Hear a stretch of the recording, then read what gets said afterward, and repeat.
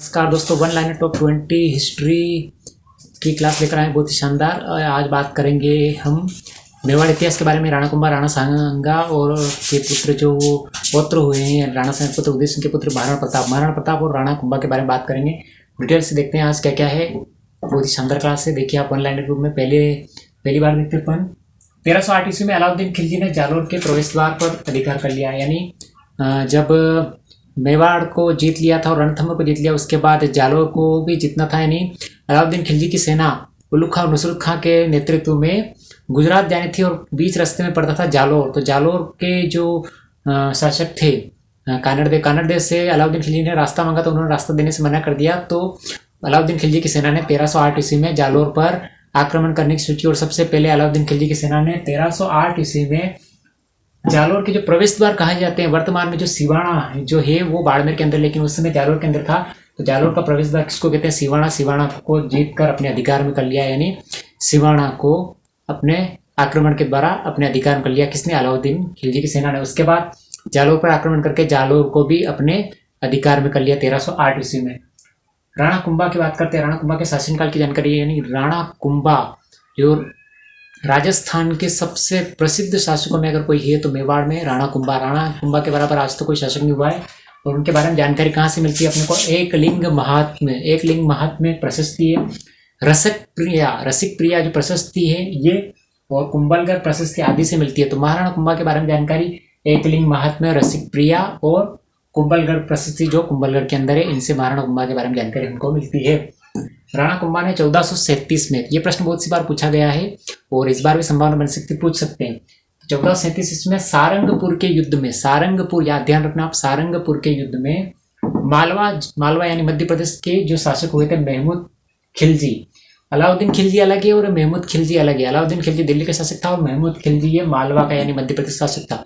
तो महमूद खिलजी को सारंगपुर के युद्ध में 1437 में राणा कुंभा ने पराजित किया, यानी हरा दिया।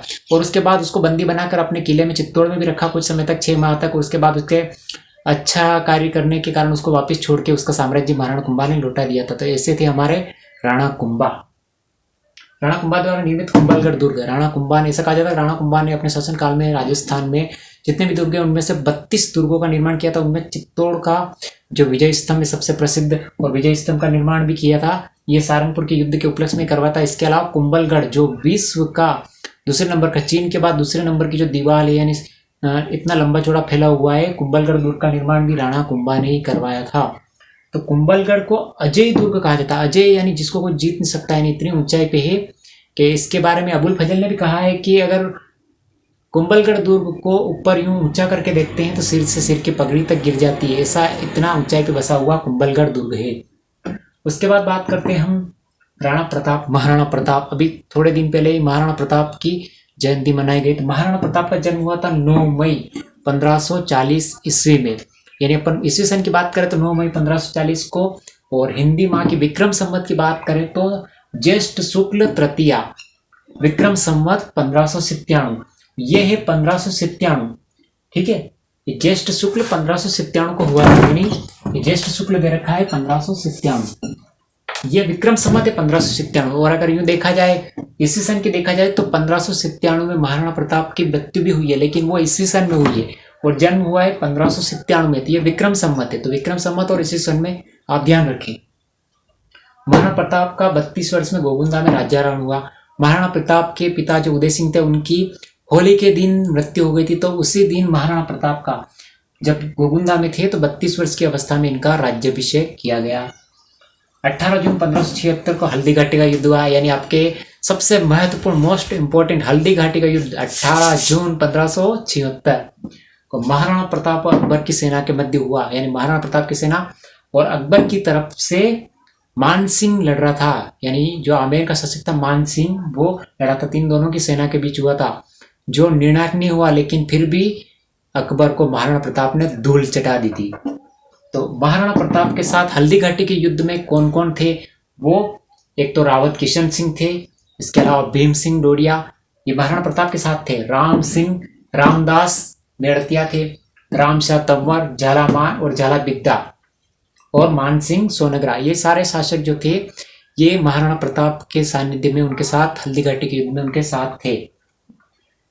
इसके अलावा महाराणा प्रताप के चंदावल दस्ते में चंदावल और हारावल दो दस्ते होते हैं। हारावल आगे वाला होता है और चंदावल पीछे वाला। तो चंदावल दस्ते में कौन कौन थे? पुरोहित गोपीनाथ। इससे संबंधित प्रश्न पिछली रीट 2021 में पूछा गया था। इस बार भी संभावना बनती है आपके आसपास से प्रश्न बनने की। तो चंदावल दस्ते में पुरोहित गोपीनाथ, जयमल मेहता, चारण जैसा और मध्य भाग में भामाशाह थे। यानी भामाशाह के नाम से बहुत सारी योजनाएं चल रही। भामाशाह जिन्होंने अपनी सारी संपत्ति महाराणा प्रताप को अब दे दी थी, तो वही भामाशाह है ये। और चंदावल दस्ते में राणा पूंजा जो भील नेता कहे जाते हैं, और जितने भी भील थे वो सारे राणा पूंजा के नेतृत्व में महाराणा प्रताप का साथ दे रहे थे। यानी अपने साथ धनुष बाण लेकर राणा प्रताप की सेना में अकबर की सेना को धूल चटाने के लिए तैयार थे। वो थे राणा पूंजा के नेतृत्व में। इसके बाद हारावल दस्ते यानी महाराणा प्रताप के आगे के दस्ते में सबसे आगे जो थे वो थे चुंडावतों के साथ अग्रिम पंक्ति में हाकिम का सूर। यानी देखिए आप, संयोग की बात अगर की जाए तो हल्दी घाटी का एक ऐसा युद्ध था जिसमें मुगल शासक था, मुस्लिम शासक था अकबर, और उसका सेनापति अकबर मुस्लिम था, उसका सेनापति था हिंदू मानसिंह था, जो एक हिंदू सेनापति था।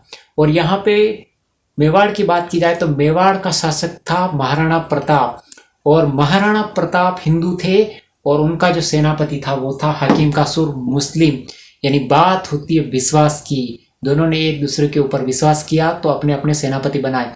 तो बहुत ही शानदार क्लास, छोटी सी वन लाइनर गागर में सागर भरने वाली। कैसी लगी आपको? लाइक करें, शेयर करें और सब्सक्राइब करें। इससे और बढ़िया और बेहतर क्लास बहुत ही जल्द लेकर आएंगे। कैसे लगी आपको कमेंट जरूर करें, जिससे इससे और अच्छा हम सुधार करते रहें। मिलते हैं अगली क्लास में। Thank you.